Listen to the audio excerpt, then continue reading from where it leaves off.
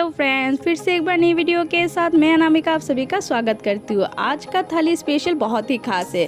क्यों खास है चलिए दिखाती हूँ। तो यहाँ पे देखिए मैंने पुलाव बनाई थी, तो पुलाव को मैंने परोस लिया है। ये देखिए मेरा पुलाव प्लेट पे आ गया है।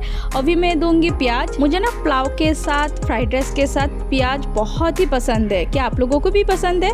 तो ये देखिए आ गया आलू और लौकी की सब्जी, ये था छोले और साथ में ये है आपका देसी मुर्गी का कौशा जो मैंने बेंगोली स्टाइल में बनाई है।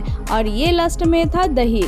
जी हाँ दोस्तों, ये है आज का मेरा लंच थाली कैसा लगा जरूर बताइएगा और बताना मत भूलिए आज आपके घर में कौन सा थाली है। तो ये था मेरा आज का वीडियो कैसा लगा जरूर बताइएगा और वीडियो अच्छा लगे तो लाइक कमेंट कीजिएगा। चैनल पे नए हैं तो सब्सक्राइब कीजिएगा।